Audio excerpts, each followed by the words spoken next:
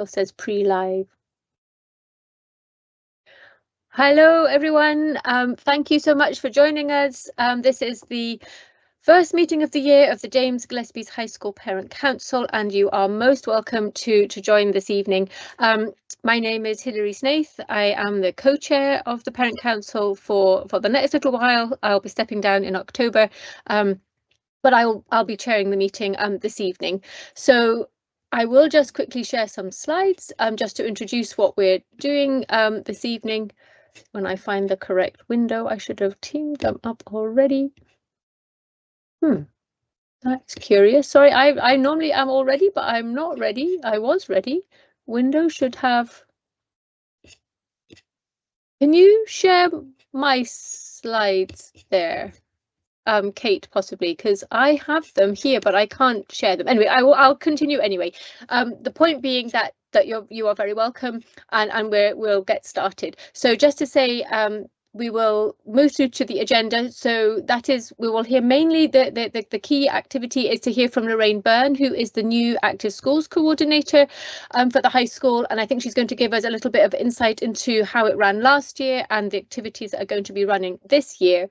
And so I think the clubs are about to start. So we will hear from her first, and we'll possibly take any questions that you might have for Lorraine at that point, so that she is able to get away and doesn't have to stay throughout the rest of the meeting.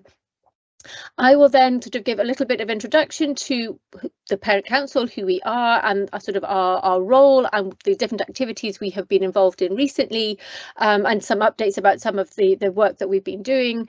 And then I'll pass to Neil to give his report about the school. I know there's been a lot of questions that have come in, quite a lot about mobile phone policy, quite a lot about how iPads are used in school, and I know that Neil will be addressing some of those in his comments. Again, if you have any questions at all, please put them into the Q&A. You can see the button there will be at the top of your screen. If you see any questions that are appearing in the Q&A that you like, please give them an uptick rather than typing your own one. We will look at the questions in order of likes, just so that we make sure we get the topics that are most important to you addressed. So if you could just go through those, and if you like them, please put them there. If you can, say who you are, if you're willing to do that. It's really nice to know that there are people behind the comments, and so then we can address you when we answer those questions. But yes, welcome to everybody as we start this evening. So I will now pass to Lorraine to give her comments and tell us about how Active Schools has run and what will be coming up for sports and clubs at the school during this coming school year. So thanks so much to Lorraine. Thank you. Good evening, everyone. My name's Lorraine Byrne, and I'm the new Active Schools Coordinator for the James Gillespie's Learning Community. So that includes the high school and associated geographical primary schools. I'm going to just share a quick presentation, a PowerPoint presentation. So hopefully that works. There we go. Okay. Right, hopefully you can all see that. Yeah, so Active Schools and the whole learning community, as I said, that includes the high school and the primary school. If I can get this moving on.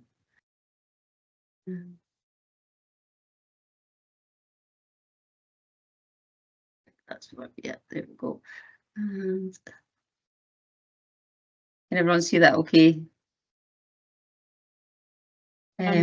Sorry, Lorraine, I think I have to share for you. Yeah, so just let me know. Just let me know if you need, when you need to move your slides on. Okay, yeah, no, that's fine. Active Schools, just a quick bit of background about it. That it's a national programme across the whole of Scotland. Is it not working? No, I'm sorry, just one moment.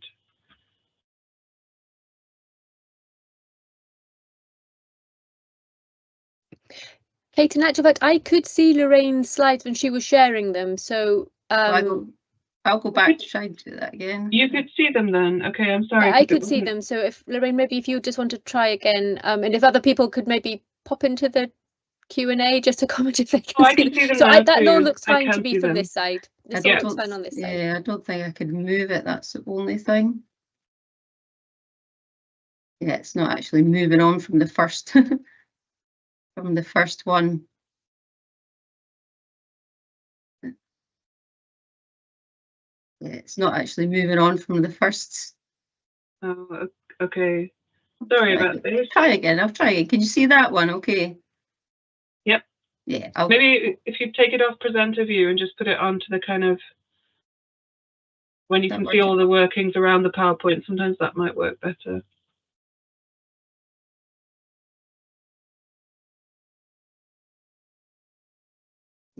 It's not moving for me, but if people can see that, okay, I'll crack on. I don't want to take up too much time. So Act to Schools, a national programme contributing to improve children and young people's health and well-being, making sure it's inclusive and accessible.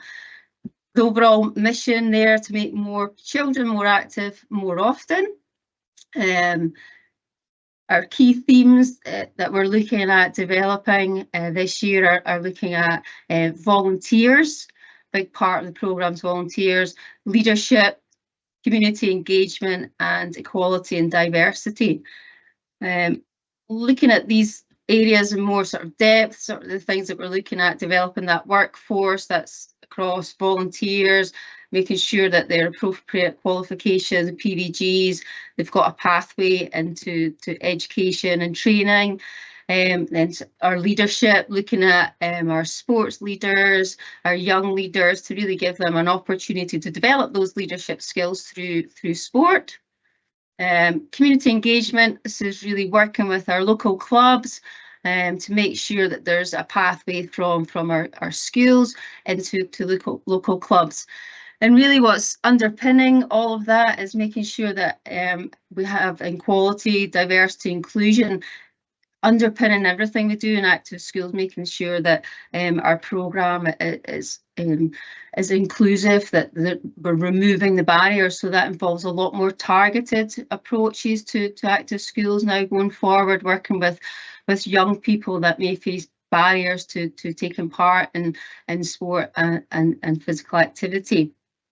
So really in the learning community, what am I doing just now? So really under the key themes that I talked about there, I'm looking at supporting recruitment, training and retention of volunteers. So whether that's teachers, parents, carers, senior students, and then once we've got that workforce, we're then deploying them to volunteer in our extracurricular programme.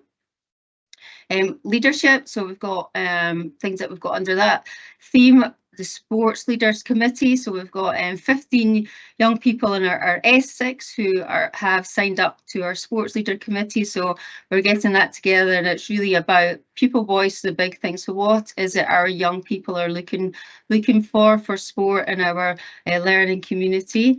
And how can they use their skills to support that as well? And it's also part of leadership is such a good quality for young people to have that helps them now and into the future. So you're really using sport to help them. We also have through Act to Schools a citywide sports leadership academy opportunities. This is quite a new programme. So we're starting to roll that out. So hopefully you'll hear more about that in the up and coming months.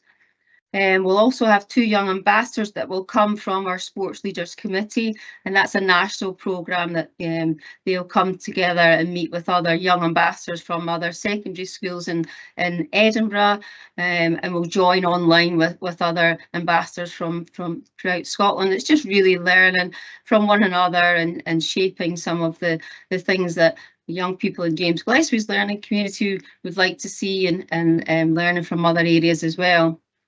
And then these leaders will then support the extracurricular opportunities and targeted projects, and hopefully opportunities to work in the our primary schools as well. And then the theme community engagement, and this is a big part of really trying to make sustainable opportunities for our young people. We've found that If we've got links with local clubs, then the opportunities to make our programme much more sustainable is enhanced if we've got that good links with local clubs and the volunteers that come from the clubs. At the moment, we've got links with 11 local clubs, hoping to continue to keep developing that, and they're supporting the extracurricular clubs and the pathways. And we're also working with some clubs on our targeted approach. I've talked a lot about the barriers to participation, and Active Schools is much more about targeting and reducing those barriers. So working with young people such as girls, care experience, young people as well that may face barriers to taking part in sports. So there's a number of groups that we will be working with. And as I said before, equality, inclusion, diversity, that really underpins a lot of our planning and working with the target groups. Ultimately as well, our clubs, you know, make sure they're inclusive. Cost is not a barrier, so anything Active Schools is working on is to make sure that it's free at source where possible. So yeah, that's a very nutshell about Active Schools. And the learning community, just as I mentioned before, we've got a number of clubs just about to get started, some before the September break, some after. It's just, I know that's for a parent that if everything starts at the same time, that'd be great. I'm a parent myself, so I know the scheduling and the juggling. It's just logistics with some coaches and getting everything in place. We've got lots of paperwork and procedures to get in place as well. So it's just when that's getting started. So very whistle-stop tour. I think for me, I've really enjoyed my start at James Gillespie. I started just before the summer there, so it was a busy term to join. Lots going on, so I had to really hit the ground running. I really enjoyed getting to know the pupils, the staff, and a number of parents and carers have also met with me and really been really supportive. So it's been a really good start. I think hopefully that what I can bring is I've worked in sport and Active Schools in a neighbouring local authority for a number of years, and then latterly as a primary teacher with a remit for PE, health and wellbeing and nurture. So hopefully with that experience of the Active Schools and community sport and the education, hopefully can bring some experience to this role and really help develop it. It's a big role. But yeah, really looking forward to working with many of you, and thank you again to a lot of people that out there that have helped support get things going already. Thank you. I'll stop sharing now. Thanks so much, Lorraine. I wonder, could you just give a little bit of detail then possibly about the process that's going to happen for clubs being rolled out, how children will apply, how they'll be assigned, because I appreciate that some clubs will be oversubscribed, some maybe less so, but just how parents will expect to sort of navigate that process. And so that's one thing, but also I don't know whether there's also issues, and maybe you can comment on.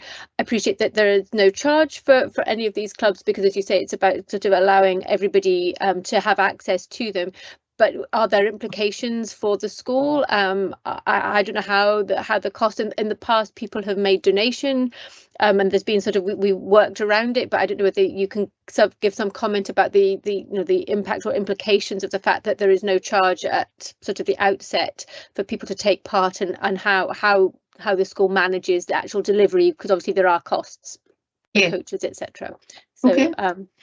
Yeah, no problem. So in terms of sign up for extracurricular clubs that are coming through myself, the booklet and sign up sheet has gone out on Friday. That went out on Headteacher Update. It's also going out to pupils in the bulletin that they're key adult tomorrow. A number of pupils have already been round as well to me signing up already as well. We do already at the moment, it's looking like I've got about 150 pupils already signed up to things.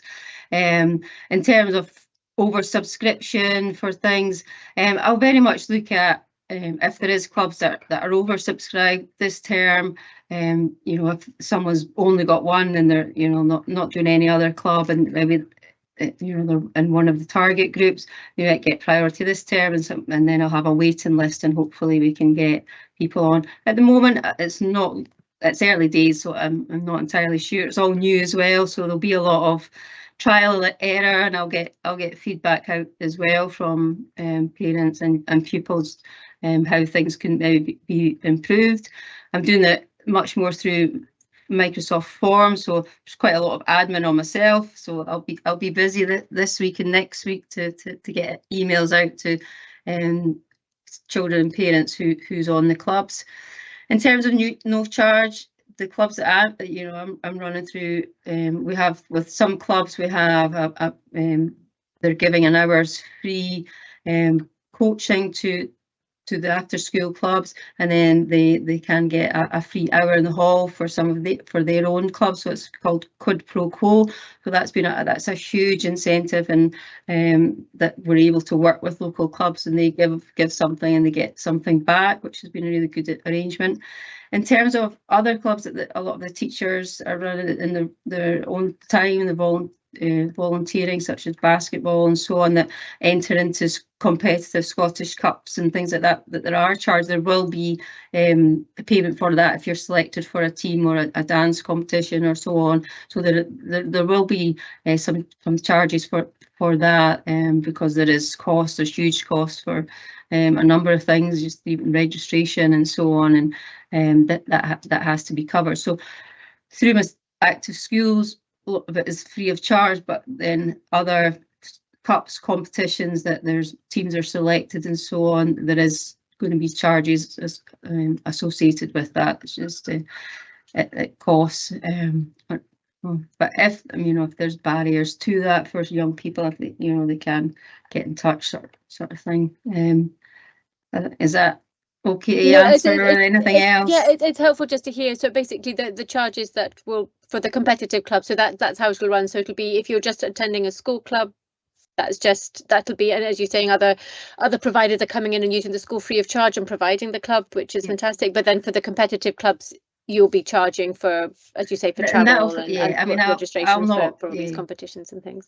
Yeah, and that'll be through different teachers are volunteering to take different extracurricular clubs, and if they're entering the competitions, that'll go through their teacher. What I'm very much trying to do is that create integrated active schools, and really working with the school and learning community, that things are integrated in the active schools, becomes much more part of the learning community, and we've got people have ownership of it, and we've got lots of volunteers, and if I can help and be part of that, and rather than it being a separate sort of standalone program, because I think we can benefit a lot more if it's seen as much more integrated. And there's lots of different areas that active schools is support. I mean, I think the biggest one is leadership. I think for our young people to have an opportunity to take a leadership role that can really help them, and if they want to go into further higher education, if that's on your UCAS form that you've volunteered or you've got them taking a course, these can be the difference between getting into a course or not. I know a lot of young people are keen to follow PE teaching or sports, and an opportunity to get some practical experience. So some of the clubs at lunchtime in particular, run by our sports leaders, we've got some fantastic S5, S6 pupils that are volunteering and coming to me. I want to take a club, and they're really enthusiastic. So if I can support that, so that helps with free of charge opportunities as well.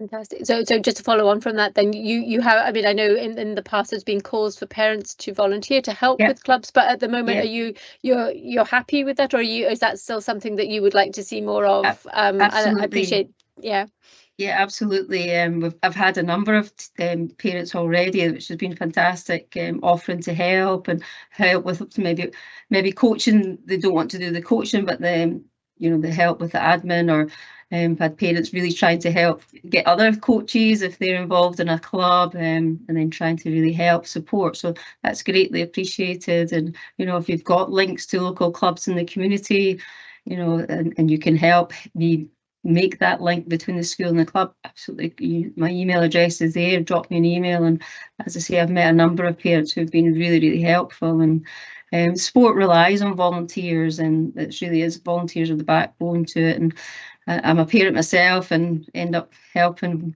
volunteering for the school teams and so on, and yeah, so please get in touch, and that would be much appreciated. Fantastic. So yes, for sure, we'll make sure that your email address is circulated after the meeting. I'm sure people have got it already, but if they haven't, we'll make sure again and ask. And just one last comment about sort of PVGs for parents, and that's something again that you would be handling if that is needed. That's something that will happen through the school, so people don't need to be concerned, I presume, about that. No, we'll Laura Ward's been a great help for me, because I'm new to the local authority, so I've not quite got the I'm not a signatory yet for the PVG, but Laura Ward been a great help, and she's been helping put any volunteers through their PVG. So yeah, come through me, and then I've been going to Laura, and she's been a great help at putting people through their PVG, and it's been touch wood, it's been quite a quick process so far. Someone actually in the chat has asked, what is PVG? So it's protecting vulnerable groups. So it's it's legislation that ensures that adults working with vulnerable groups and children obviously are classified as a vulnerable group have checks by Disclosure Scotland that there's nothing to indicate that they would be a danger to the groups that they're working with, and it's just a check that's carried out through the Scottish Government to make sure that vulnerable groups are kept safe. But it's a process that as Lorraine has said, that is managed through the school.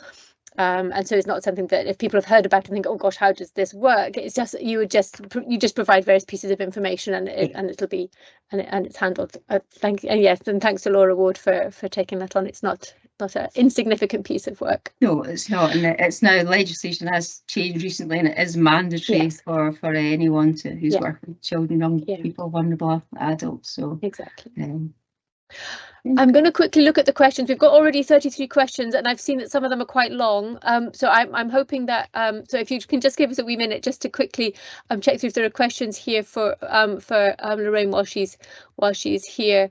A lot of them are about coming up about phones that will be touched on later. Let me see. Communication with parents about the phones. So just a comment that a parent has left. It says, appreciate the sentiment on equality, well, EDI, equality, diversity and inclusion. Lorraine, sadly, our experience with football hasn't been very inclusive. The coach only picked the best players who already trained in other clubs to play matches. Others had no opportunity to play. And I'm not sure if there's any comment you can add to that, or whether that's we have to take that on board as being something that, do you have any comment about how players are selected to play for the school clubs, or to be selected for to play in matches against other teams? Yeah, I mean, a lot of the competitive sport it isn't directly handled by myself, so that's a lot of the teachers, PE staff, and parents as well. Football, if it's boys or girls football. I mean, girls football very much they have a training day. Mr. Carstairs organises that, and then there's a number of festivals and competitions that then, depending on what level, what age group, select a team. But it's girls football very inclusive, and working with some parents already to see if we can have an S1 girls programme as well, because we recognise there's a lot of girls in primary 7 who've been playing football, and we're keen to capture that. So I've had some really good support from parents offering to help with that. In terms of selection for the school team, Mr. Newell works with a number of parents for that. If there is a competitive Saturday morning league for the school, and it is competitive with that. I know its ethos is inclusive as well, but it is competitive. It's a league structure. But if there is young people, if that's boys that are keen to play football, and there's any volunteers out there, I'm quite happy to set some sort of recreational and where it's not a select. Everyone can play it. If anyone wants to get in touch with me, if they're keen to support that, then I'm happy to support. An after school club if there's someone that's keen to help volunteer, and it's not about a selection. It's more that anyone can play who's keen to take part. That's really great to know, actually, and maybe we can sort of come back to you and hear more a bit about how that works and if that's something that is introduced, because I think it is a question that's come up before about how players are selected, and I appreciate that in competitive teams then you obviously would want to choose the players that are most accomplished, but at the same time this is inclusive and everyone might want to have the opportunity. So I'm guessing we should probably move on, but thank you so much, Lorraine. I know that we put in the Q&A already that we will share your slides, because I did see we could see them at some point, so we will make them available on the Parent Council website if you're happy, and so parents will be able to access them, and obviously we'll share your address if anybody has any questions or wants to volunteer to help. That'd be great. Thank you very much. Thank you very much. So yes, feel free if you wish to use your evening in other ways. But thank you so much for joining us. We really appreciate it. So it's great to have you here. Thank you. Thank you very much. Good night. Thanks. Thanks, Lorraine. Okay, so I think we'll now move on. So I'm going to try and share my slides again, but if I can't, Kate now does have them. I've tried to. I have a window. I should be able to see them. And here they are. So I'm hoping that you can see those now. I'm going to presume, unless Kate tells me she can't see them, that you can. So yeah, so this was welcome, and here's the agenda. And so we'll just carry on now to the next part. So yes, it's just a report. You will see I've chosen a theme today. I don't quite know why, but I've mountains and lakes. So if you're not interested in the rest, I enjoyed mountains and lakes when I was putting this together. So just to confirm, I know that I presume we have a number of new parents joining, the S1 parents that are joining us, and especially one welcome to you, just so that you know that how the Parent Council works, that anybody can volunteer to be a member of the Parent Council, and that's something that happens at the AGM, which we will have in October. In addition to that, there are people that are what we refer to as the office bearers, who are co-opted or elected onto the Parent Council and who take a more active role in sort of determining how we run as an activity. And so at the moment we have 2 co-chairs, so that's myself and Tiziana Baschiani.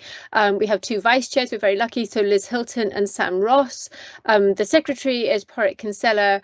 Kirsten Layton is the treasurer. Yolita Burgess does refreshments, and that's important because that's one of the key activities in which we raise some funds for the school. So at school events, school concerts, performances, you will often find that there's tea and coffee available, and the charge for that comes to the Parent Council. And Yolita organises a wonderful team of people who help deliver the refreshments. And Kate, who is behind the scenes here and doing a fabulous job and sets up this Teams call, Kate Pinot is a comms officer, and we couldn't do this meeting at all without her. So those are the office bearers that have been since last October, and we will change quite probably some of those people over in October, but that's who we are at the moment. Just to sort of introduce really what we do, and essentially we are a conduit for parents to connect, and parents and carers to connect with the school. So we are we sort of feed information forward and back, and one of the key ways obviously is through this meeting. So we've asked you obviously to put any questions you have into the Q&A. We've asked before the meeting if there were topics that you were particularly interested in that you wanted to hear about, and so we try to set an agenda that allows those issues to be covered. We also coordinate to some extent with other parent councils and hear what they're doing and the issues that are important to them and whether that's something we should consider in our school. We make representation to the City Council, so we're invited through the parental engagement work to join the Education and Children and Families Committee and various other councils, meetings that the council set up to sort of engage with how education is delivered across Edinburgh. And as I said, commenting about the refreshments, that we do some fundraising for school projects. And we deliver various connections with you as parents and the school through 6 meetings a year. 3 of them are online, obviously this one, and we alternate with in-person meetings which are held in the school library, where obviously we meet together and have a slightly different interaction.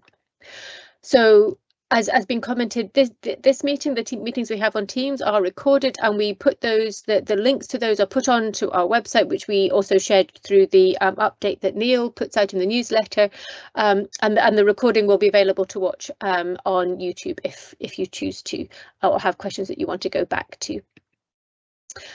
Just to comment briefly on the issues that we have handled over the last year, and just as just an example, so you can see the type of things we do. Capacity in rising roles has been an issue at James Gillespie's for literally as long as I can remember, and quite possibly everyone else, that the number of pupils wishing to come to Gillespie's has just been going up and up, and the space that we've had has not kept pace with that. So that has been a big issue most recently.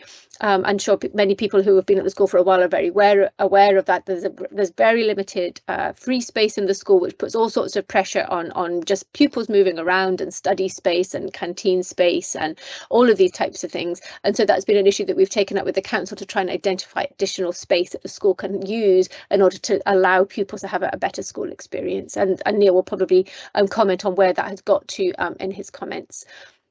There have been, the council but did propose various cuts in the education budget, and we were part of the number of schools sort of lobbying the council that is not something that they should sort of approve, and that at least for last year that was successful. We will need to wait and see how the education budget is for this year. There's been issues about inclusion and parental engagement. One of the big issues that we took on last year was that higher English and psychology were timetabled for the same day, which obviously affects any pupil taking those two exams. And so working with various people, both at the government and in the SQA, the timetables were revised so that English and psychology were separated, and I think that was something that was of great relief to many pupils who were in the school. Active schools, obviously, we've addressed here. We've had presentations from the school on various curriculum areas, maths and science last year, and if people are particularly, we'd be keen to know what topics you might like to hear about this year. If they're teachers are usually very willing, and we've been very grateful to them to come and talk to us about the way in which their subject is taught and the developments in those subjects. So if there's an area that you haven't heard about that you'd be interested in, please do let us know. I saw there was a question already in the Q&A about sort of sharing of the SQA results. We will ask for that to happen again. We've done that at least in the last 2 years that I've run these meetings. That Nigel Cotter has come sort of in the meeting we have in November, just the last meeting of this term, when they've had some time to go through the SQA results and get the metrics and compare, how things have done, how pupils have done in comparison with previous years. So and we will. There's clearly interest and one well-founded interest in having that again. So we will ask if Nigel could come along to the meeting in November and present on that for the results from the 2025 results. A lot of questions about the mobile phone policy. It's key. It's a hugely important issue for pupils and parents and carers at the school, and so Neil will address that. We've obviously discussed that, and we have one of our office bearers who's been particularly involved in how the school has dealt with that. S6 study space, I know that has come up again. I saw somebody's asked how that's being managed in the school, because clearly there isn't a lot of space, and it is really important for our S6 pupils who have free or at least study time to spend in school to work on their advanced hires and hires, how that's handled. And so I think hopefully Neil will be able to address that question. Health and well-being is a key issue again, and also we've also worked on links with the James Gillespie's Trust, which is a fundraising body that works with the school. Okay, so as I say, please let us know what you're interested in and help us make sure that these meetings and what the work of the Parent Council addresses what you are interested to know about. Okay, so just quickly, I mentioned briefly before that about these protecting vulnerable groups checks. The Parent Council office bearers have had to have those done as well, because we have, under the new legislation, we have power and influence, or could be seen to have power and influence by the issues that we address. So that all the office bearers have undergone PVG checks. So if that was of concern to you, we have complied with the legislation over the summer about that. We've asked, as I say, when we'll address about, I know communications with the school is an issue that comes up a lot, that it's parents and carers often find it quite hard to find out what goes on at the school, find it hard to sort of make connection with the appropriate teacher at the school, and we continue to discuss how that can be improved. It's obviously an ongoing activity, and we will continue to press for improved communications for parents to be able to contact the school. Phone and iPad policies I've already mentioned. School trips is another topic that comes up quite a lot, about what trips are going to be offered, when they're going to be offered, how much they're going to cost, how pupils are going to find out whether they get a place on those trips or not. And so I think that's an issue that we've asked Neil to comment on in his comments that will be coming up. Also, how the alternative timetable, which parents further up the school will remember was offered to S1 to S3 pupils, while the senior phase pupils are off on exam leave, so in sort of May-ish time, at the end of May, beginning of June, and that was a series of activities that pupils could do outside of school, and you could sign up for all sorts of different things, like a knitting group, or go to Fox Lake, or go to the Anatomy Museum, or a whole host of different things, play golf on the links, all sorts of different things, just that took you out of school and gave the pupils different experiences. And so we'll maybe hear about what opportunity there may be or not for running that again during this year. And also another question that's been raised to us is, how is Duke of Edinburgh going to be run or not at the school? So we'll ask Neil to update us. We've asked Neil to update us on how that will be delivered, or what opportunities pupils will have to get involved with the Duke of Edinburgh scheme coming up. Quickly, because we have to do this, we have to tell you what our finances are. So many thanks to Kirsten Layton, our treasurer. So the end of year closing bank balance is there on your screen, £2,565.80. The current balance has gone up as a massive £2,694.71. So we use those funds basically for our small sums fund. So these are funds that that teachers apply for to supplement activities within the classroom.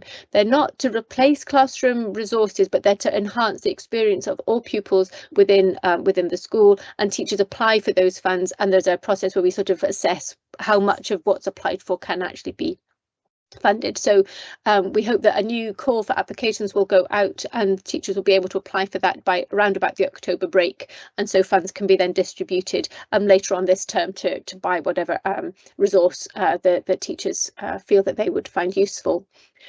Part of the fundraising has also been around, and some parents and carers may remember, we started thinking about fundraising for texts for reading circles in English, primarily to support S1s and 2s, and we're continuing. That was sort of had a very soft rollout, I would say, at the S6 Leavers event back in June, and so we're now thinking about how to make this more effective, and ask if parents would be willing to consider supporting the sort of sets of texts which will help S1 and 2 pupils just read more effectively and grow their literacy skills. So that's to continue. I won't say anything much about the links with the James Gillespie's Trust at this point, but that is something that we are looking into. If we fundraise through them, they can get gift aid because they're registered as a charity. Obviously, that gives 25% additional funds for any funds that go through the trust. So I think that might be a route that we want to take as a parent council, because obviously that just makes more effective the money that is raised. We will explore that more and present more about that at a later meeting. Finally, yes, the AGM is on Wednesday, the 8th of October. You are all most welcome to join us. It's in the school library. It will almost certainly last till 9 o'clock, because meetings always take quite a while. But just to not to warn you, just to alert you to that meeting is quite a long meeting. But you are obviously very welcome to join. And if you are interested to join the parent council or get more involved, please do let us know. It's always great to have people that are engaged and want to help with some of this work that we've been trying to do. So that is the end of my comments. I can't see any questions that have come up. I dare say there may have been some, but I can't see them on my screen at the moment. We'll address any questions after Neil's comments, because that's what's coming next. So thank you so much for your attention at the moment, and I will pass across to Neil to give his comments. Thank you very much.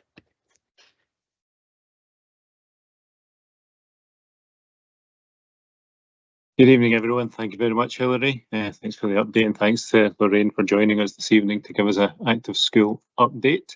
I hope this finds everybody well, and thanks for joining us this evening. I'm going to try and give you an update and a report and touch on as many points as I can, which will hopefully answer quite a number of the questions that are popping up in the Q&A this evening.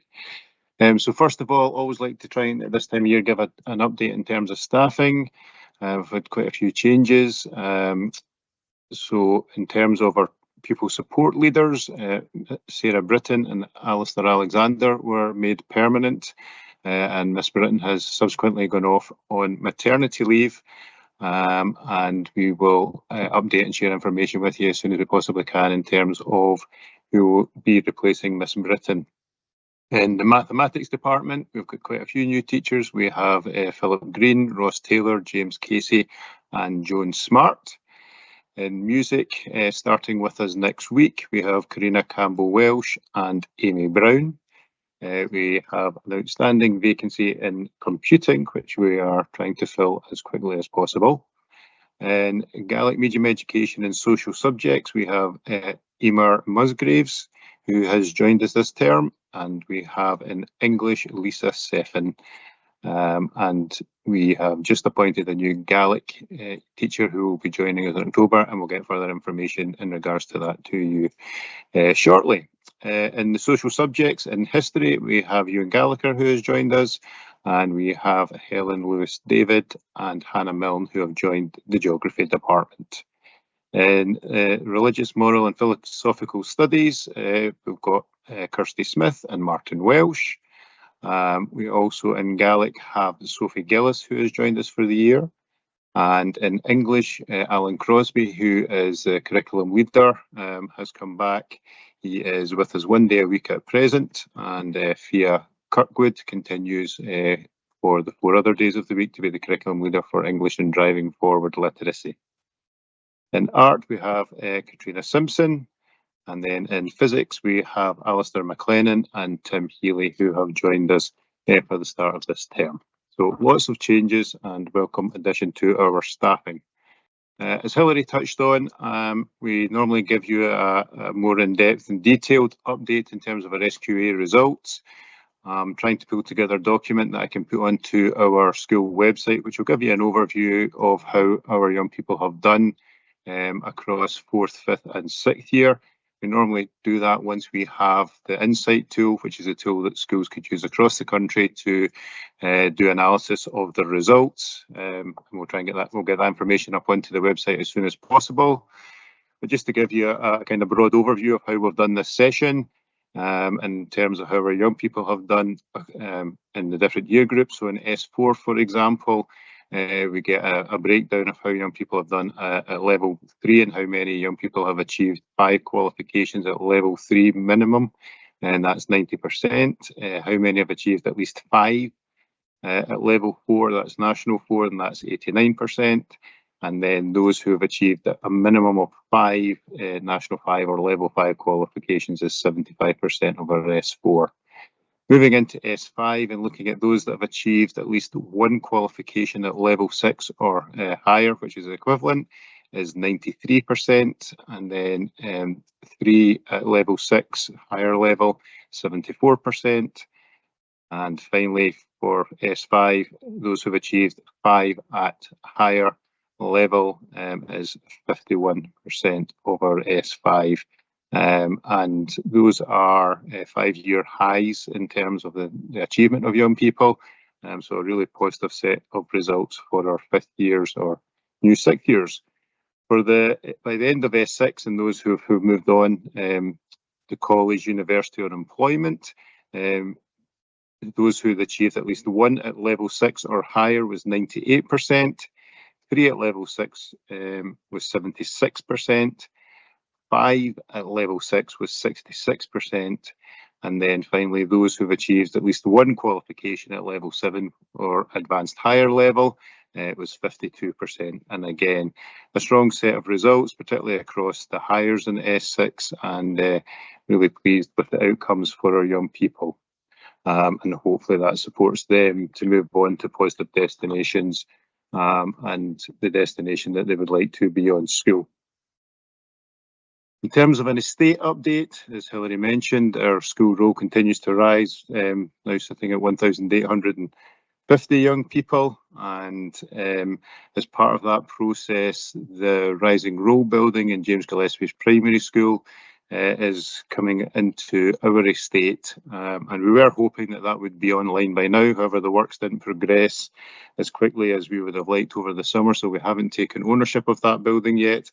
I'm hopeful that will be in place by the October break. That will bring 3 additional teaching spaces and eventually 4 additional teaching spaces, and that will help us with the accommodation on this site, and we'll work closely with James Gillespie's primary school in regards to that aspect.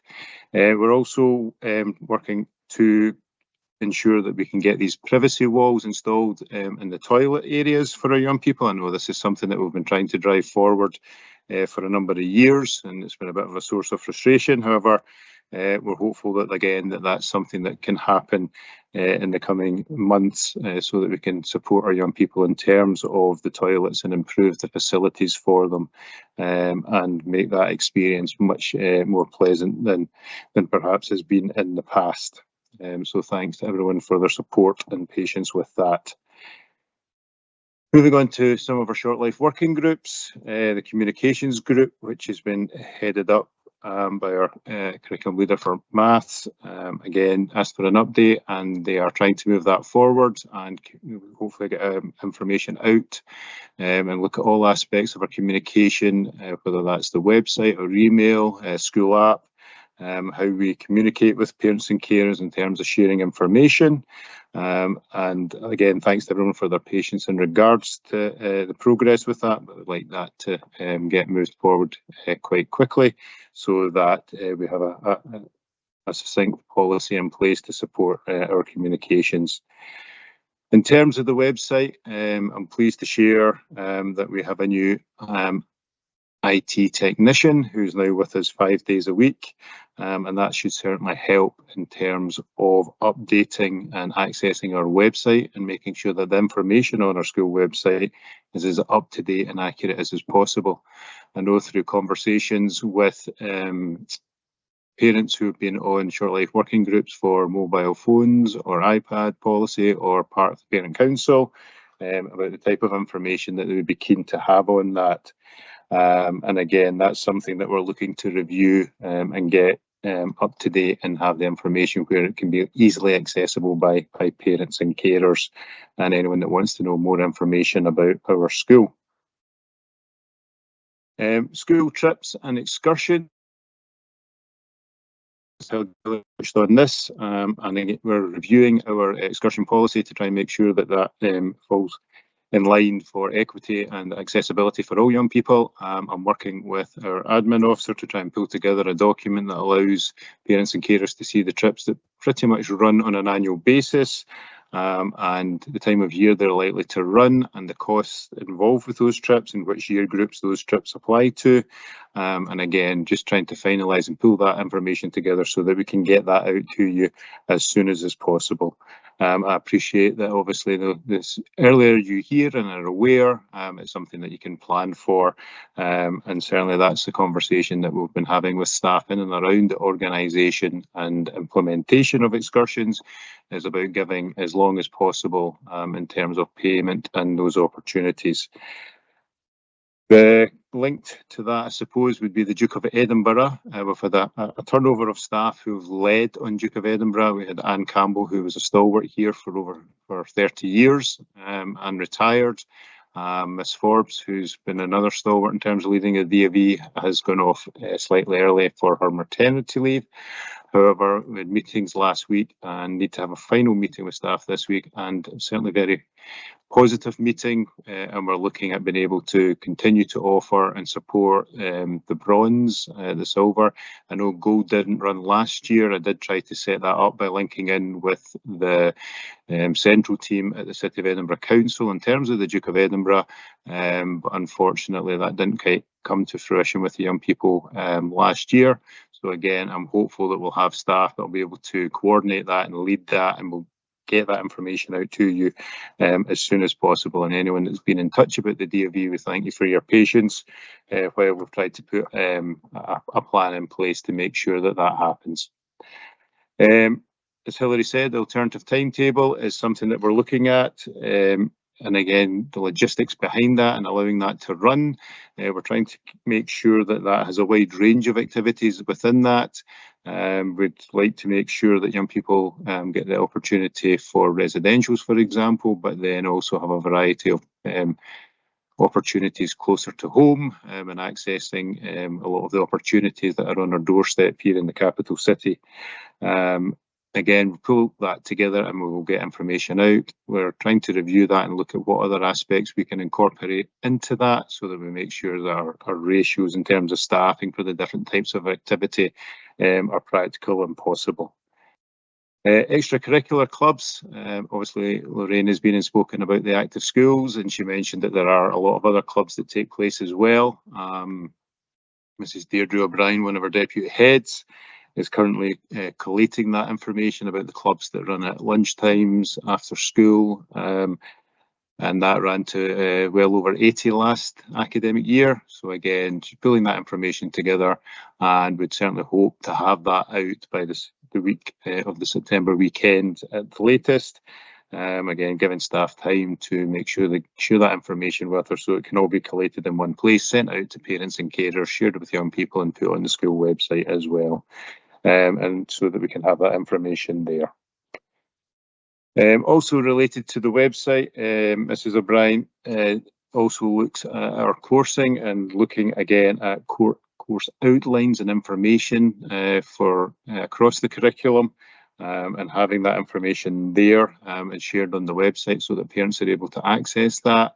And gives you an overview of the curriculum and the different aspects through S1, 2, 3 in our broad general education phase, and then also moving into the senior phase.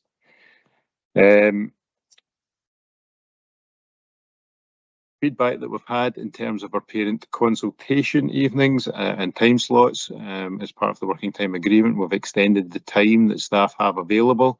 So part of the feedback that we've had from parents and carers over the last number of years is with booking being through an online portal that quite often all of the appointments are gone very soon.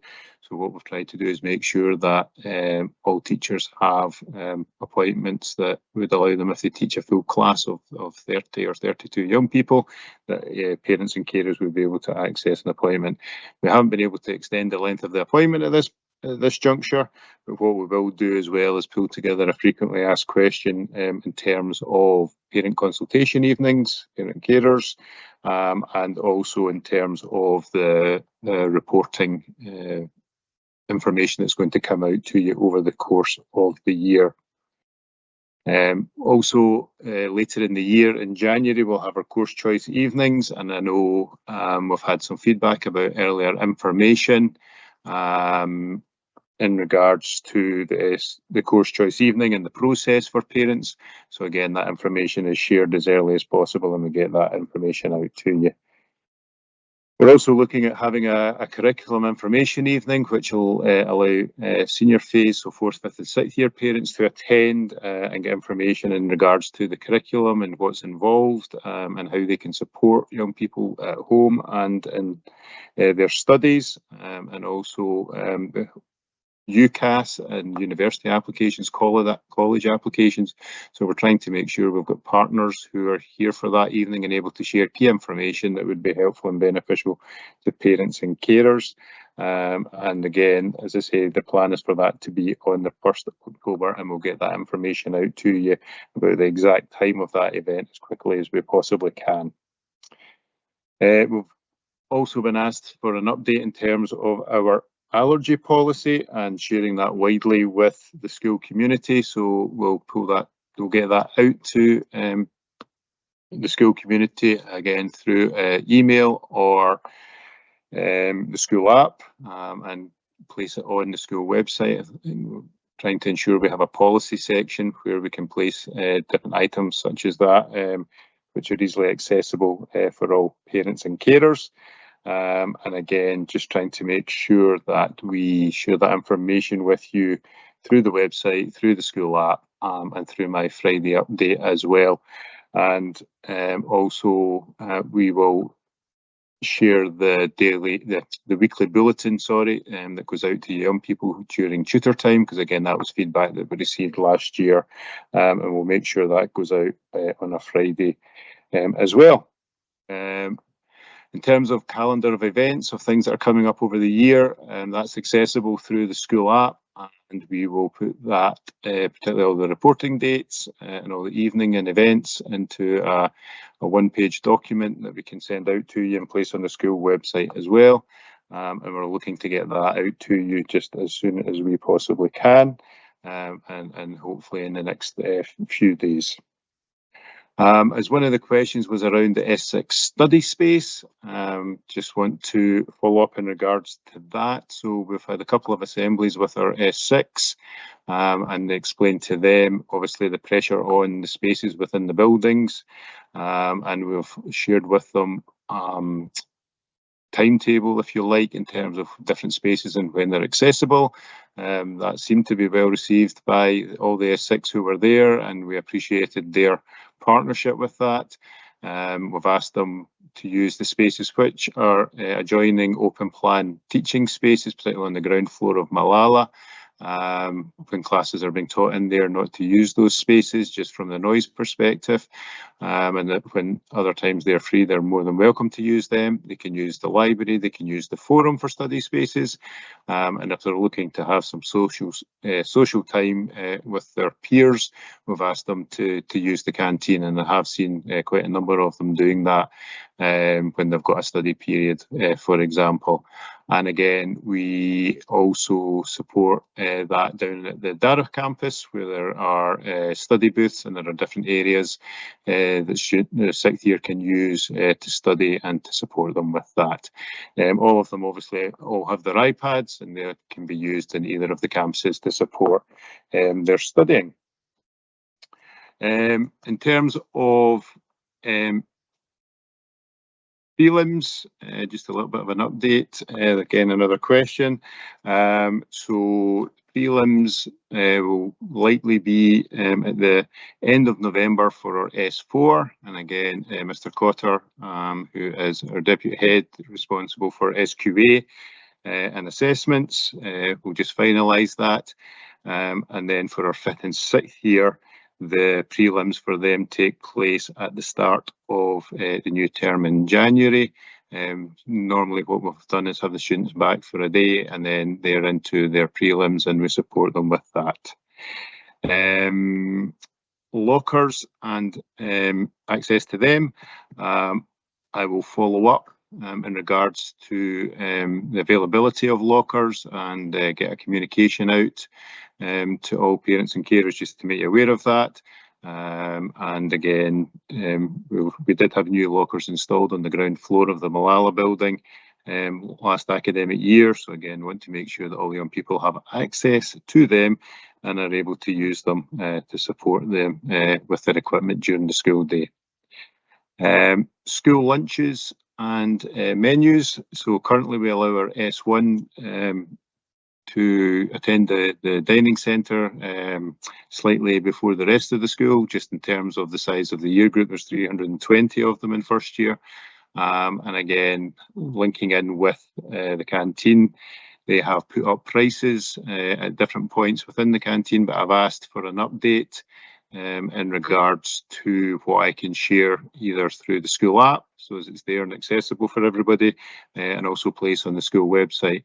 I know from speaking to the head of the canteen that there was an update in terms of menus coming, so I've asked that if that's coming in the next week or two, then great. If not, could I just have the current information and we can update it as soon as the new information comes. And again, it just lets you see what's available, the types of main courses, the range of different foods that they offer, and the costs of each of those items in one or two locations. Finally, for me, I suppose, moving on to the mobile phones and iPads.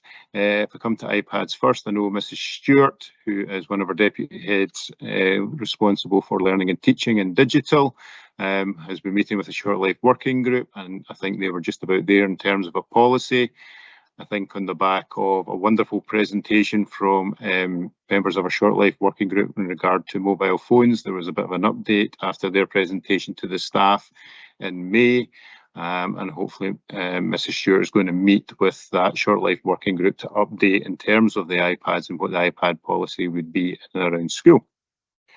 In regards to the mobile phones and the policy there, obviously it was we had a lot of work done before in the last academic year, and the working group there were a fantastic help to me personally and then to the wider school. Gave fantastic presentation to our staff, as I say, at the May End service, which was very well received.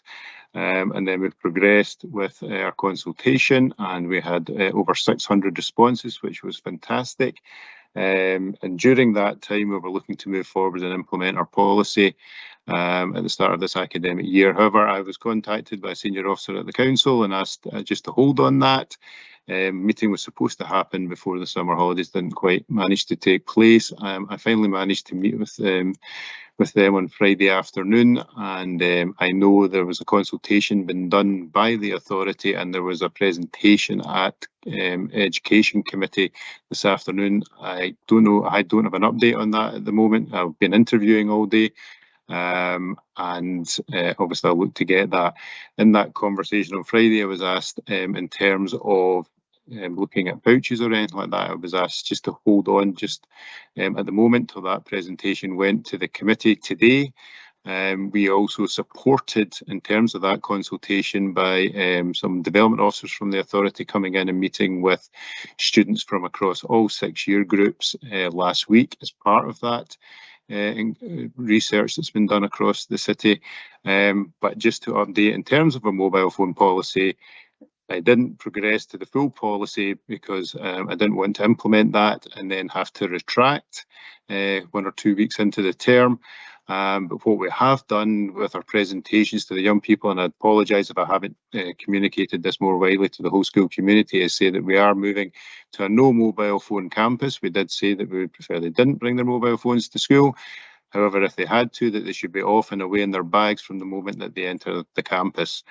And that obviously we would then be implementing that procedure, stepped intervention that we normally have, and we'd be looking for them to work with us on that. And I would say, and I'm sure there will be anecdotal feedback from parents and carers who will be otherwise, but certainly in and around school, we're not seeing young people in corridors, and certainly not seeing them out as much. And again, anytime we have seen, we're asking young people to put them away, they're complying with that. But as I say, I want to try and take this forward and make sure we all have a clear policy that is implemented for all of our young people. And again, I think from some of the anecdotal feedback I've had in the last couple of weeks since we came back after the summer break, as I'll be following up with staff as well in terms of making sure that they implement that policy. Part of that reason and our rationale, as we shared that with the young people, was they all have iPads and the focus should be on learning and teaching. And again, the iPads are to be used at the discretion of teachers as they see fit to be appropriate with the learning and teaching that's taking place in the classroom, and that it should not be completely iPad dominated, and iPads should only be out when they're required to support the learning of young people in whichever aspect of the lesson that is.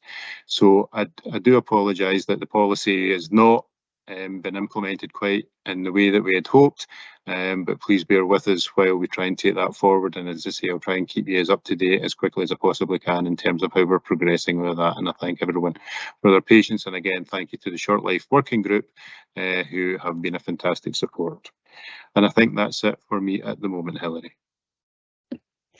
Fantastic, Neil. That is a lot, and thank you so much for the time you've taken to go through all of those things. I think obviously I know you kept the phones till last, and I think that is something that there have been a lot of questions in the chat about.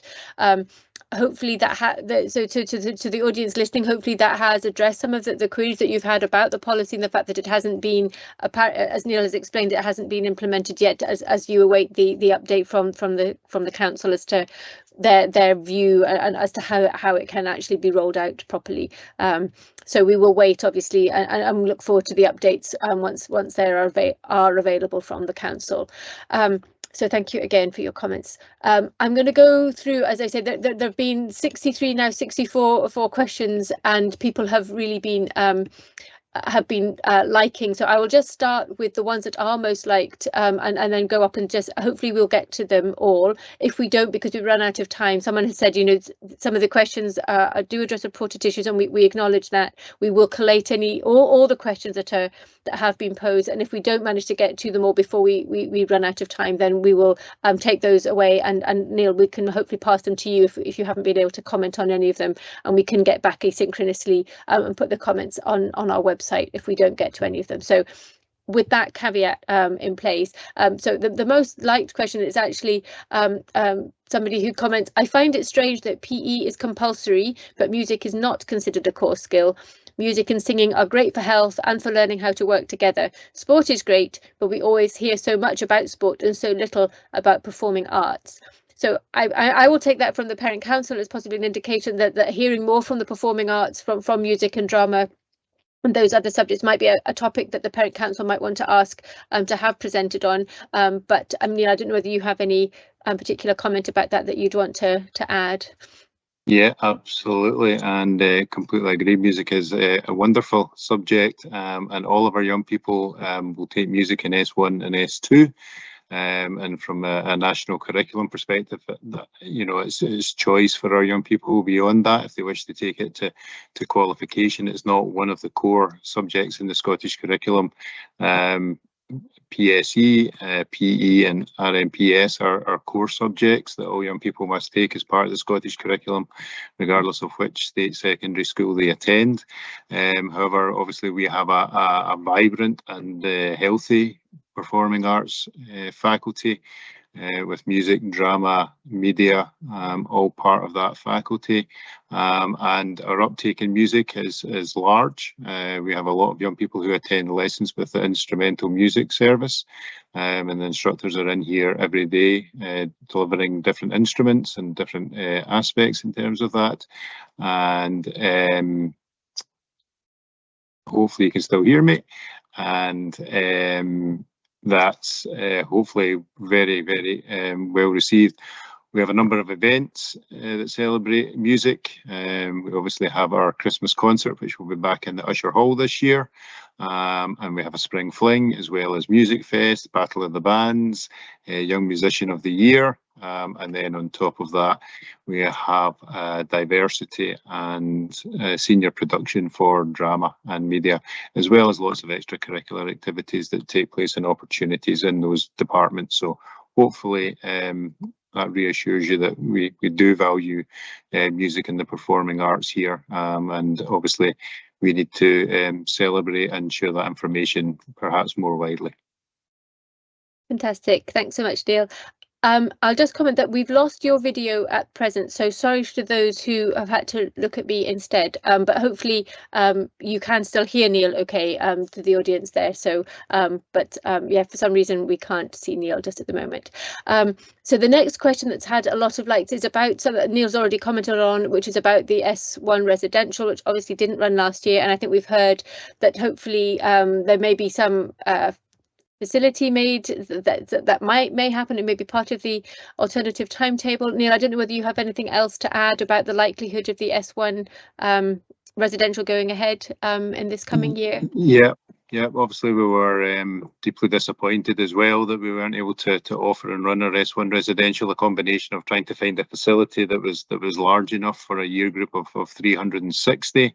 And again, the member of staff who had run it for a number of years prior had stepped back from that for personal reasons, and trying to find somebody to pick up the mantle and organise that just wasn't possible last year.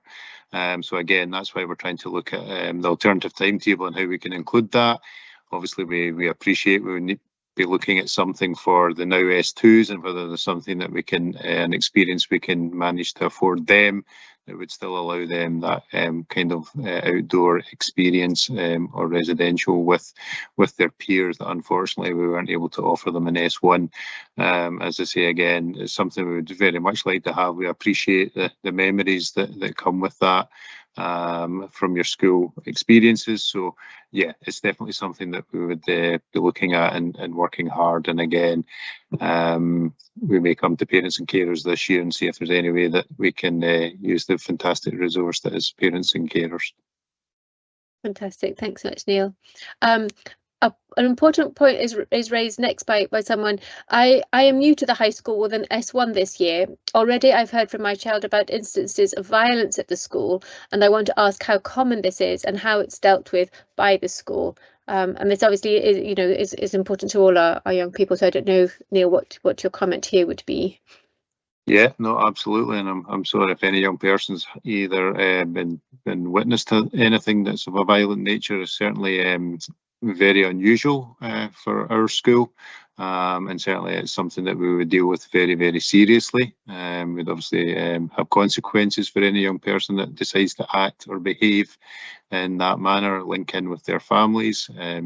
We also have a school liaison officer who's a police officer who works with us, has inputs across different year groups in terms of behaviours and expectations. And again, that's all about trying to educate young people and make them aware so that they can be responsible citizens and then take their place in society and life beyond school. So yeah, it's something that happens occasionally, but certainly not something that we're used to having here. And certainly if there was anything, we would deal with it very seriously. Thank you. I think that hopefully provides some reassurance, but as obviously it's good to know that the processes are in place, but also we'll maybe come back to you for an update on any developments there at future meetings. So thank you for that. The next most liked comment was about the mobile phone policy, and I think you've already addressed that. So I think there's probably nothing more to add at this point, except to reiterate the policy is that there's no phones to be out in school, that phones should, if they are brought, should be in bags, and we'll wait to hear how any developments in how that any further development as you hear back from the council about that. The next most liked question is about homework, and I think there are a couple of questions about homework, one from an S1 parent and one from an S2 parent, but just in general to understand about homework that's issued at the school, how to find out about it. Can we have comments on the school position about homework in general, and when a pupil would expect to get homework? So I know this comes up a lot, but obviously for parents that are new to the school, it's really good to hear how the school handles that. Absolutely, and that's something we're looking to review again. I know I did a short life working group a couple of years ago, and we tried to move things forwards, and I think we're revisiting that again. So it would be really helpful to get input from parents and carers. But in terms of new S1s who've just joined us, they will see 18 different subjects across the course of the week. Some subjects they will see for one period, some subjects they will see for 3, English and maths, for example. So again, the homework will vary slightly, and quite often we would expect the homework to be consolidating and building on the learning that's taken place in class. Sometimes that will be homework that's a project or research, but again we would expect staff to scaffold that so that young people understand what the task is and what the outcome will be, so that they know in terms of their progress and their learning. Obviously, as I say, all of the young people have iPads now, and we're trying to get a consistency in terms of how that homework is shared with the young people on their iPads and through Teams. We've been trying to investigate, because I appreciate from a parent and carer perspective, it can be quite frustrating not knowing if your young person's constantly telling you that they have no homework. How can you check that? Particularly if they won't let you have access to their iPad. So again, that's something that we're trying to look at and see if there's a way that we can work around that so that parents and carers are aware. And again, that's something that I think would be good to have on our school website, so that that's a reference point. We're also looking as part of the communications about how we get information out to parents and carers in and around about assessments, and homework can be part of that as well, so that a whole class could be told that there was homework issued. And as I say, we're looking into that at the moment, and if I can get further information, I'll update the Parent Council about that. Thanks so much. I think it is something that comes up all the time, and because it is just so important, parents want to be able to support their children, and as you rightly point out, not all children are as willing to share this type of information with their parents, and yet parents really need to have access to that. So I think, as you say, it's not straightforward, but I think we'll be really keen to support you in whatever way we can as a parent council to try and improve how parents can have understanding of what their pupils, what their children are supposed to be doing, and what homework or what assessments are coming up for them. I will just actually ask, sort of, because it came up in a separate question that actually we were emailed about. I know you mentioned about prelims for the S4s will be sort of end of November, and for the S5s and 6s will be in January.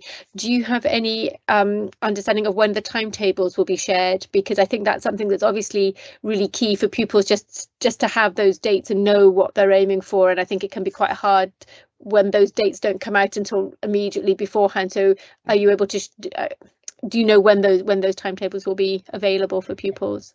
Yeah, I don't have the exact date, but I will follow up in regards to that. I know that's something that we've spoken about as a senior leadership team in the school, and linking in terms of that process and the timeline of timetables going out, so that young people are well aware ahead of time for the prelims. And part of that process is about the alternative arrangements that are in place for young people, such as extra time or readers and scribes, or the use of a computer. And we've brought the timeline forward for staff to be feeding that back into our support for learning team to collate that and process that, so that we have everything in place. Because ideally we want those young people to have the same experience in their prelims that they will have in their final exam, and so whatever that additional arrangement that is put in place to support them is there. And I think that was part of our problem previously, and that information wasn't coming through quickly enough. A real impact in terms of the rooming and how that is set up for each of the subject areas. So again, Mr. Cotter has been reviewing that and looking at that. And we used the Darragh campus as an exam centre in May for the exam diet this year, which seemed to be well received. I think as an environment and a place for young people, it's a more positive experience for them, as positive as it can be in those exam situations. So yes, I don't have an exact date, but I will get that information, and again I'll get that shared with the parent council and then the wider parental body also. That's super helpful, Neil. Thank you. I appreciate it is not trivial with the numbers that you have and the spacing and all the requirements, but it is good if, the sooner that is available, I think that will be greatly appreciated. Thank you. I'm conscious of time, but we're still okay for just a little bit. The next most like comment was about, oh, actually no, I've missed one, is again about the S6 study space, and I think you have addressed how that is going to happen. I think I'll just read the comment just in case we haven't had it, because it is something that is important to a number of people, obviously. So our son's S6 timetable has 7 hours of private study periods each week, and his timetable indicates these should take place in school, and that those studies should be active study. Where in the school can our son reliably find suitable space? I think you have addressed this by saying that there is a timetable that has been shared with them, but I think it is a problem that is really tricky. So do you just have any other comment? Where should pupils be? Where should S6 pupils be going to find that suitable quiet space in school? So as I say, we have on the main and the Wonder Park Road campus, if you like, in the Malala building on the ground floor, we have a Tech 2 space, which is a large open space that the 6th years use predominantly at break and lunchtime as well. And again, there's a timetable for that space. So if there's a class in the space next door, we ask them not to use that. And it's really just so that the class who are being taught are not disturbed. Likewise, we have study booths at the far end of the ground floor along to design and technology. And again, students are welcome to use them. And again, we just ask that they do that respectfully. If there's a class in the spaces, that they find one of the other study spaces. They're allowed to use the forum, which is in the centre of the building. And then the library is obviously accessible as well. There's spaces there. And then down at the Darragh campus, they can access a variety of study spaces. There's the mezzanine levels in the Darragh campus, which they can access, as well as the dining centre. The Darragh building has a very nice atmosphere to it. So again, but we understand that not all of the 6th years will necessarily be at the Darragh campus, but if they are, that's a space that they can use. And I suppose the other thing to say for our S6 in terms of their study times, absolutely, we are more than welcome, and we want them to be in school and we want them to be successful. But sometimes if they don't have if they have study periods on a Monday afternoon, for example, then our S6 are free to go home and study at home. But as I say, they are always very welcome, and I really want to emphasise that that the space, there's always space here for them to study and progress with their different subjects. Fantastic, thank you for your comment, Neil. There, that's really helpful to know. I think it is difficult, and I think the S6 have a lot to navigate as they go from, you know, how to handle themselves with their free periods, and it's a difficult transition to make. So I think it's just really good to emphasise that, yeah, that their presence in school is really desired and welcomed. The next question, and I think this is something that is true. I mean, an email last week said there is a workload of 300 pupils for each pupil support leader.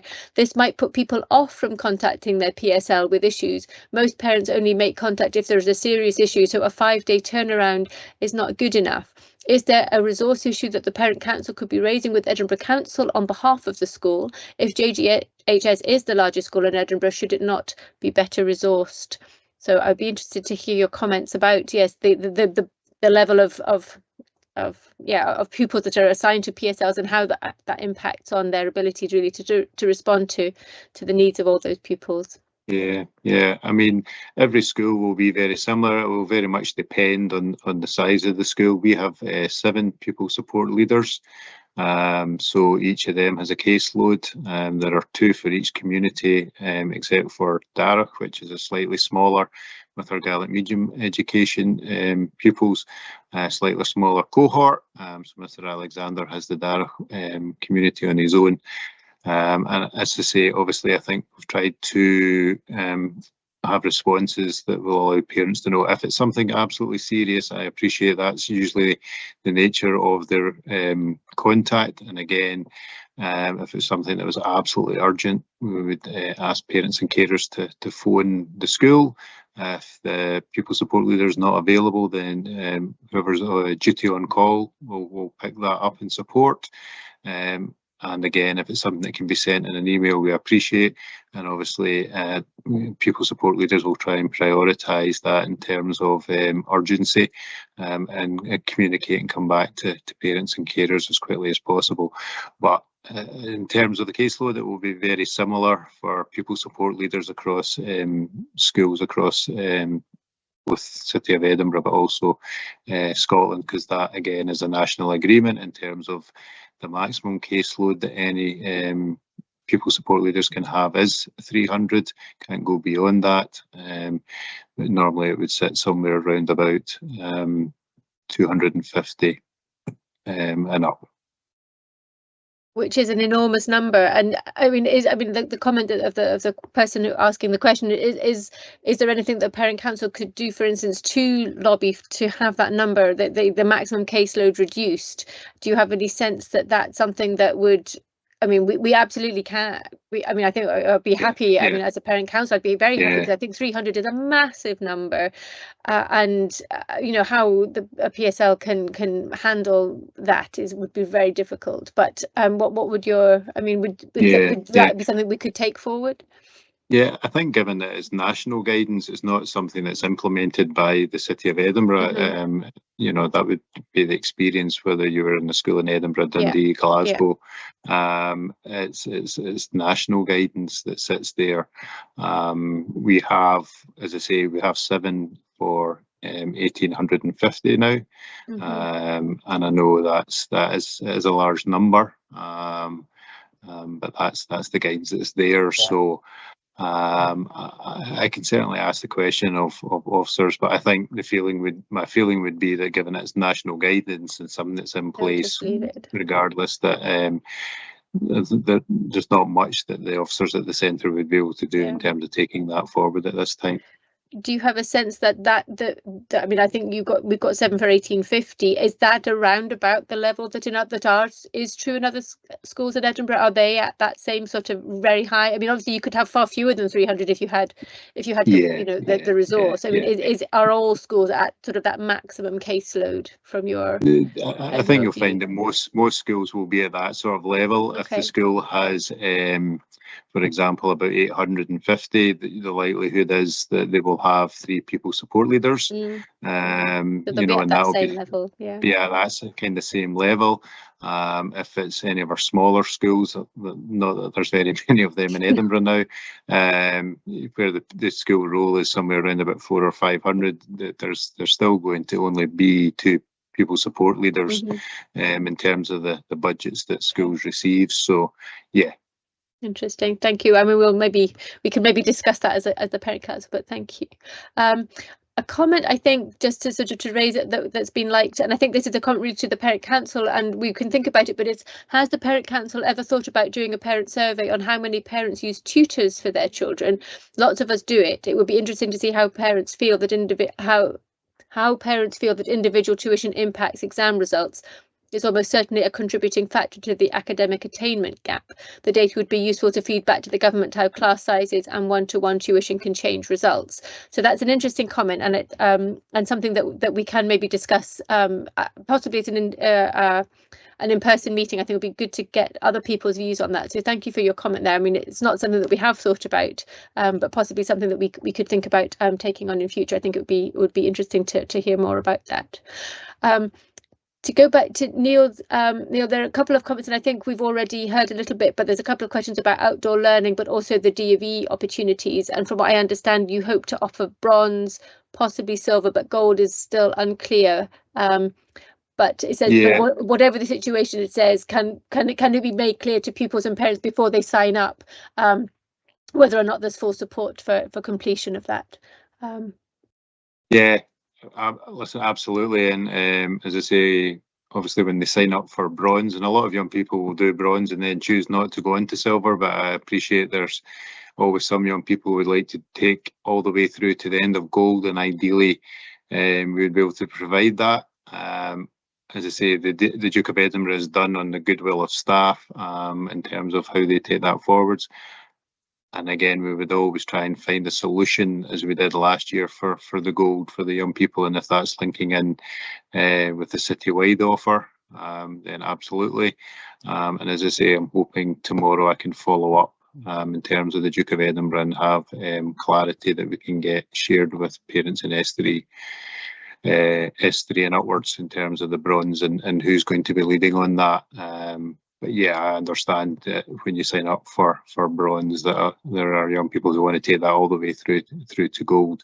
And again, I think I'm going to see whether we can get any data information that we can share with parents and carers about a kind of completion rate of how many young people have started, because quite often, because we have such large year groups, since I've come in as head teacher, it's been over 200 that take up the opportunity of bronze, certainly at the beginning of S3, and I think it'd be an interesting bit of research for us to find out how many complete the bronze and then go into silver and gold. Absolutely, that would be really interesting. We could maybe hear back about that at a future council meeting. We're coming towards the end, I think, in a couple of minutes, but I think there's been a just about to go back to mobile phones. I know there was the survey done, which and so people have commented about the strong support there is for a banning policy of phones within school, and I think just to reiterate that the parent council is fully supportive, and we'll just need to wait to see. But thank you for those that have commented about the strength of feeling that there is to get a strict policy within the school. There's a lot of support for that.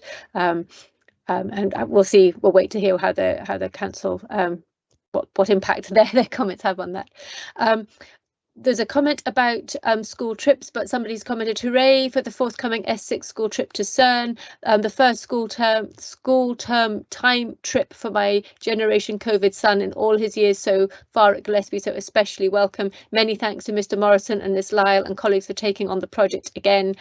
Many thanks to the humanities faculty staff who are taking senior pupils to London in October. Also a very welcome opportunity for curriculum and development enhancement denied in earlier years by the darned virus. So while very pleased our son is finally getting a taste of the enriched learning opportunities of more normal times, why oh why can't these trips be planned for June when teaching mode is idling post exams and in prospect of recoursing into mid-August? School trips in September and October obviously mean missed class time and therefore reduced exam preparedness, which a June date would be the perfect cure for. So I guess there's comments in there, to thank enormously the teaching staff who take on organising these trips. We do appreciate as parents that there's a huge amount that goes into that. So thank you very much to them for making those opportunities available, but also just the comment there about sort of when they're placed in this school year and the impact that has on learning. But I don't know if you have anything further that you would like to add to that, Neil. Yeah. Well, thank you for the positive comments, and absolutely, I understand what you're saying. Some of these trips, the likes of the CERN, can be very much driven about availability. And I know the access to CERN and how that plays, and I had those conversations with Mr. Morrison and Mrs. Lyle. The humanities one as well, with the Parliament is kind of linked in, and I know that that is part of that process as well, and that's why we're trying to pull together trying to pull that programme together to see when these trips are running, to get a better overview. And again, absolutely we agree with you that if the best time to run alternative timetable is in May, when it's only 1, 2 and 3, or if it's in June when we have 4th, 5th and 6th year, and then there's a wide range of opportunities available in that time as well. So we'll certainly take that feedback on board, and continue to review that and look at that, because absolutely we agree that we don't want young people not here when we want them to be accessing the curriculum, and likewise I don't want staff not being here and delivering that curriculum, not only to those who are on the trip, but to all of the classes that we will cover in that process as well. So yeah. Thank you for that feedback. Yeah, thank you. We'll pass these comments again so you can read them more carefully. Just very quickly, there's a comment about the importance of teachers reiterating to pupils the importance of their prelim results, and I think we'll just leave that. There's quite a long comment, but I think it's just that some pupils, I think, possibly sort of take prelims and think, well, I'll not worry about them particularly. It won't really matter too much. It's only the final exams that are important. So I think they want a clear communication with pupils about the importance of these things. Yeah. There's a long comment there. I won't read it all, but we will forward it to you. But in relating to sort of achievement and moving forward and the next steps people are going to take, I think, has there been any decision taken to whether to offer S6 parents an information evening about applying to university and college? I recall this was previously offered and I found it very useful, but it doesn't seem to be in the calendar for this year. And I guess that goes slightly along the lines as well about sort of in general about curriculum and choice, curriculum topics and course choice evenings. So in addition to the UCAS applications. Yeah, so the UCAS aspect is we're trying to incorporate that into the curricular evening on the 1st of October. So as I say, that's been pulled together by Mrs. O'Brien. Fantastic, thank you. I think we now are past 8:30. So I thank you very much. There are some other comments, and as we said at the beginning, we will make sure that all of these are downloaded, and Neil, that we'll pass them to you in case there's some comments about dress code and the importance of making sure that that's clear to pupils, and that there's a broader discussion in there. A comment about out of catchment pupils and how that affects the school numbers. There's some other comments about the importance of the phone policy and that being clear when that's being shared. I think we have there's one comment actually that's made. So one thing is about prize giving for academic achievement, but there are sports awards. It'll be maybe again, Neil, we'll pass that to you to comment on. And then there's another comment that's really for the Parent Council, and thank you for this. Has the Parent Council thought of holding a face-to-face meeting at one of the more deprived places pupils come from, like Dunby Dyke, say? We have never thought of having a meeting other than online or in the school, because obviously everybody can access the school and it's a space that we can have. But if there is, it would be interesting to hear other feedback. If people do feel that it would be useful to hold meetings in other areas of the catchment. We are a curiously shaped catchment in some ways, and so some people do obviously come from quite a long way to attend the school. So we maybe be able to think about whether that's possible, but it would be interesting to hear if other people have views on whether that's something that they would be interested in. And I think at that point we will send the other comments back to Neil for his comment. I apologise if we haven't got through absolutely everything, but I think at this time everybody's tired and they've probably got other things to do with their evening. So I will thank you all very much for all the comments. We had 72 questions, which is a lot, and we've had a lot of engagement with the comments that have been asked. So I will thank you all very much for coming. We will make the recording available. With the wonders of generative AI, we will probably be able to take the transcript and provide a written summary of the meeting. So if you want to quickly glance through what was said, we will make that available as well. And we'll put it on our website and share the links through the update that Neil sends in the newsletter. But thank you again, Neil, for all your time. Thanks to Lorraine for her comments, and for Kate for running this wonderful event. And yes, thank you and good night.